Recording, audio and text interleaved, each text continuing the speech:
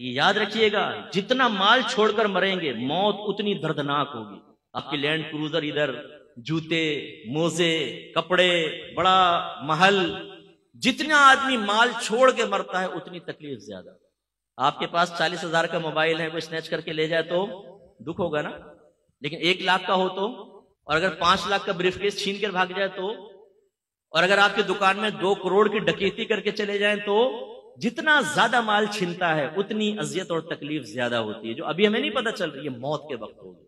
لیکن ہم اس مال کے لیے جس کو ہم چھوڑ کر جائیں گے تو اولاد بعض اوقات نافرمانی میں خرچ کر کے ہمارے لیے گناہ جاریہ کرتی رہے گی، وہ تربیت تو ہوتی نہیں، اور چھوڑ کر ہی جانا ہے. اس کے لیے چاہے جھوٹ بولنا پڑے، فراڈ کرنا پڑے، وراثتیں دبانی پڑے، رشوتیں لینی پڑے، دھوکہ دینا پڑے، حتیٰ کہ قتل تک کروانا پڑے. مروا دیتے ہیں لوگوں کو پیسے کے لیے، لیکن یہ مال حاصل ہو جائے. جیسی موت کا جھٹکا آئے گا، گئے حضرت. سیٹھ جی کو فکر تھی 1-1 کے 10-10 کیجئے، موت آ پہنچی کہ صاحب جان واپس کیجئے. بنی اسرائیل کے ایک بہت سیٹھ آدمی تھا، اس نے بڑا محل بنایا، بڑا مال جمع کیا، تخت کے اوپر پاؤں رکھ کر سوچنے لگا کہ اب تو میری 7 نسلیں بھی بیٹھ کے کھاتی رہے تو کمانے کی ضرورت، اتنا مال جمع کر لیا. اچانک محل کا دروازہ بجا. اس نے خادم سے کہا جا کر دیکھو کون جاہلانہ طریقے سے بجا رہا ہے.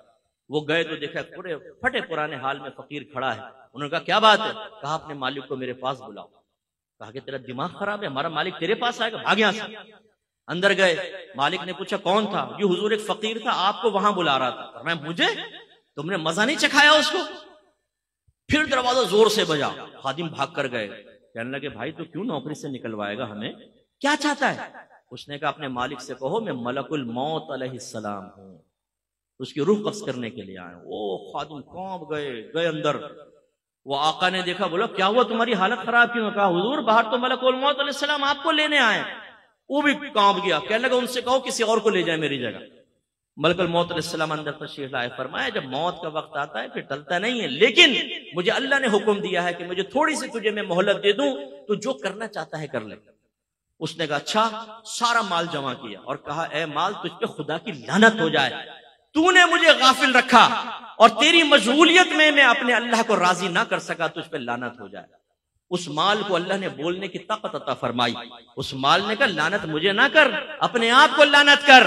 اگر تو مجھے اچھے انداز سے کما کر اللہ کی رضا میں خرچ کرتا، میں تیرے کام آتا. تو نے غلط طریقے سے خرچ کیا اور جمع کیا، تیرا نقصان ہے. میری وجہ سے تو نے عزتیں پائیں. تو اس وقت بادشاہوں کے دربار میں چلا جاتا تھا جب دینداروں کو وہاں سے ہٹا دیا جاتا تھا. اس مال سے تو نے عیش کیا ہے، اپنے آپ کو ملامت کر.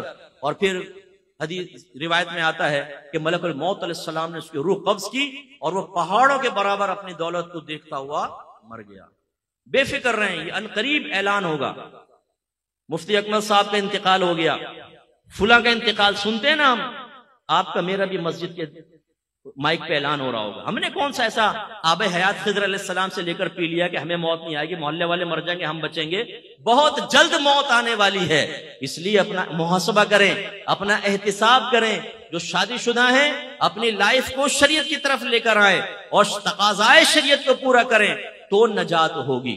تو سرکار نے ارشاد فرمایا پہلا دوست مال، پھر دوسرا جس کے لیے ہم کتنے گناہ کرتے ہیں. سرکار نے فرمایا دوسرا دوست رشتہ دار اور دوست احباب، ان کی دوستی قبر تک رہے گی، لیکن جیسے ہی آپ کو قبر میں رکھا جائے گا سرکار فرماتے ہیں اس کی دوستی بھی ختم. ہم کتنے گناہ اپنے دوستوں کے لیے کرتے ہیں.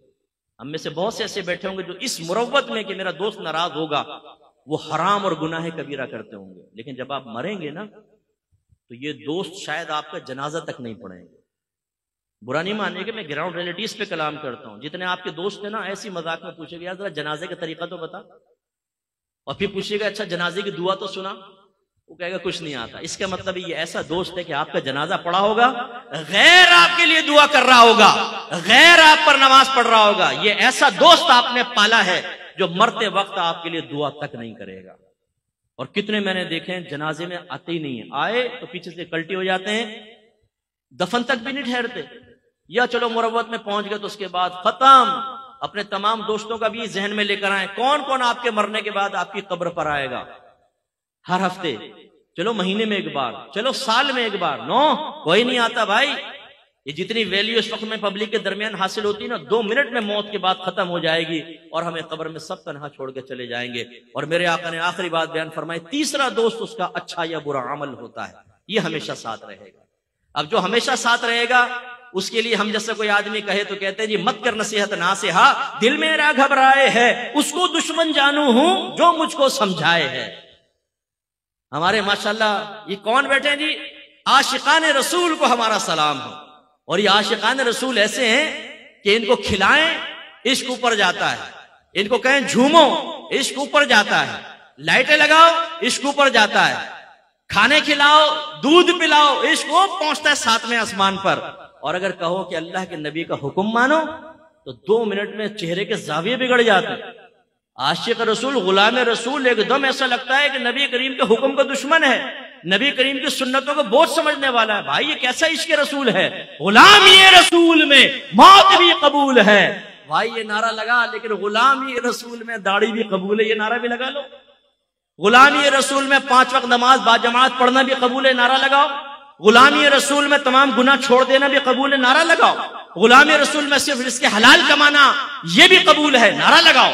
غلامی رسول میں اپنے بیوی بچوں کی اچھی تربیت کرنا یہ بھی قبول ہے۔ ہمارے نبی کرم فرماتے ہیں نا، آخری میں کرم فرماتے نہیں فرماتے، بولے رحمت للعالمین ہے۔ اگر ہرنی بھی بے چین ہو تو میرے سرکار بے چین ہو جاتے ہیں نا۔ سرکار ہمیں دیکھ رہے عقیدہ ہے، چاہیں تو اللہ کی عطا سے دیکھ سکتے ہیں، دل کے خطرات تک پر واقف ہے میرے آقا صلی اللہ علیہ وسلم، اللہ کی عطا سے چاہیں تو اس محفل میں تشریف لا سکتے ہیں، اتنا کرم۔ لیکن اس عاشق رسول سے اگر آپ یہ کہیں کہ تم ایسا کرو، اپنے گھر کا دروازہ بند کر کے بیوی بچوں کو کمرے میں بند کر دو اور سرکار سے فریاد کرو یا رسول اللہ کرم فرمائے، آپ کا عاشق کمرے میں بند ہے، کمائے گا نہیں، آپ ہی کھانا دیں گے، سب کچھ رحمت للعالمین انشاءاللہ دیں گے آپ کو، یار مرنے کو ہی دیں گے۔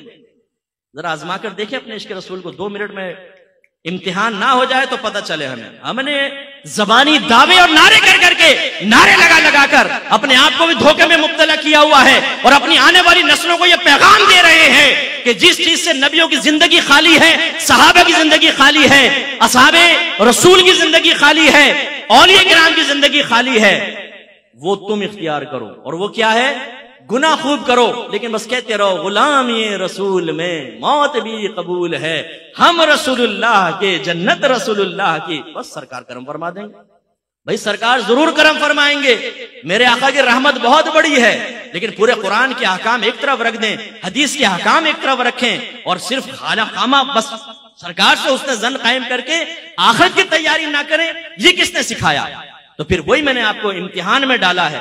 جب آخرت کی تیاری کے سلسلے میں آپ کو نبی پر اتنا بھروسہ ہے، میرے سرکار بخشوا لیں گے، تو پھر سرکار دنیا میں بھی آپ کو دینے پر قدرت رکھتے ہیں۔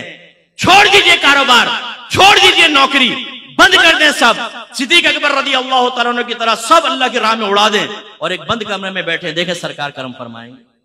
آزمائیں ذرا۔ نہیں مفتی صاحب ہمارا دماغ کام کرتا ہے، ایسا کیسے ہو سکتا ہے؟ بھائی ٹھیک ہے، محبت اپنی جگہ، دنیا کے لیے کام تو کرنا پڑتا ہے، بس بھائی ہاتھ جوڑ کے یہ عرض کرتا ہوں آخرت کے لیے بھی کچھ کرنا پڑتا ہے۔ وآخر دعوانا الحمدللہ رب العالمین۔